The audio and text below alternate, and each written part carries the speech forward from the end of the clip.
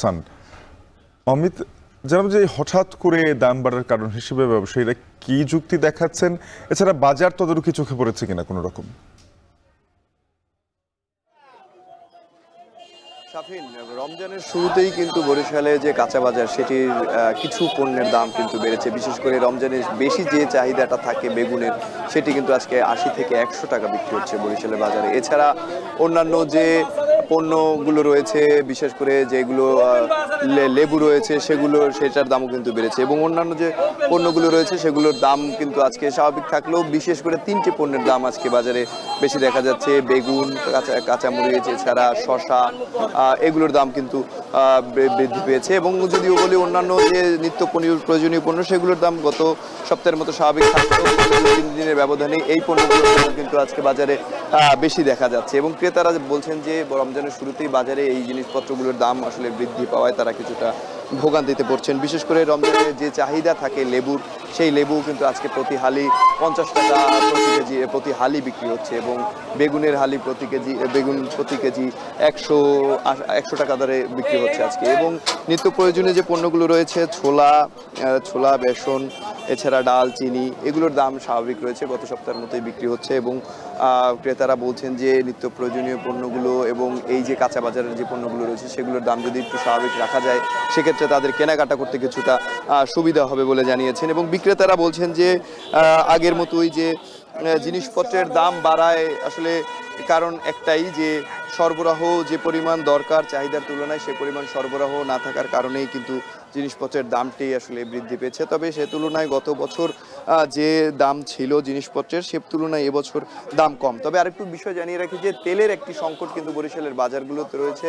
বিশেষ করে বোতলজাত সয়াবিন তেলের সংকট রয়েছে দোকানগুলোতে। সেই সয়াবিন আসলে পাওয়া যাচ্ছে না। মানুষ বাধ্য হয়ে খোলা যে সয়াবিন তেল সেটি কিন্তু প্রতি কেজি 200 টাকা কেজি ধরে কিনে নিতে হচ্ছে তাদেরকে। এতেও কিছুটা সমস্যায় পড়ছেন। এবং ক্রেতারা যারা রয়েছেন তারা বলছেন যে তেলের বাজারের সংকটটা অবশ্যই দূর করা উচিত, কেননা তাদের কিছুটা সমস্যা হয়। বিশেষ করে বোতলজাত তেল না থাকার কারণে সয়াবিনের যে খুচরা তেলটি রয়েছে সেটি কিন্তু বেশি দাম বিক্রি হচ্ছে। এছাড়া বরিশালে নিত্য প্রয়োজনীয় পণ্য যেগুলো রয়েছে, লাল চিরা, সাদা চিরা, ছোলা, ডাল, এগুলোর দাম কিন্তু স্বাভাবিক রয়েছে এবং কম রয়েছে গত বছরের তুলনায়। এবছর যদি বলি ব্যবধান, তাহলে এবছর কিন্তু কম দামে বিক্রি হচ্ছে। তবে রমজানের শুরুতে সবজির দাম কিছুটা বৃদ্ধি পাওয়ায় বিপাকে পড়েছেন ক্রেতারা। বলছেন যে সিন্ডিকেটের কারণে এই দামটি প্রতিনিয়ত বাড়ছে।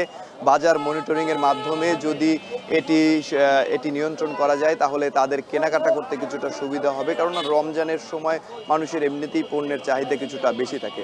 তো বরিশাল থেকে এই ছিল আমার কাছে বাজার দরের সর্বশেষ। শাফিন, বরিশাল থেকে কাঁচা বাজার ও নিত্য পণ্যের দরদাম নিয়ে জানাচ্ছিলেন সহকর্মী অমিত হাসান। এদিকে রমজানের প্রথম দিনেই সিলেটে চড়া ফলের বাজার।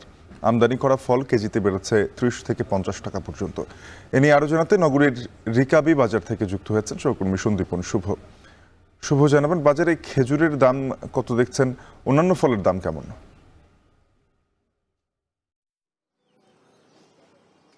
শাফিন, রমজান মাস আসলেই আমরা দেখি যে প্রত্যেকটি পণ্যের দাম বাড়ার প্রবণতা, এবং তেমনটি হচ্ছে কিন্তু বিশেষ করে ফলের ক্ষেত্রে তো বলাই বাহুল্য অনেক বেশি দাম বেড়েছে।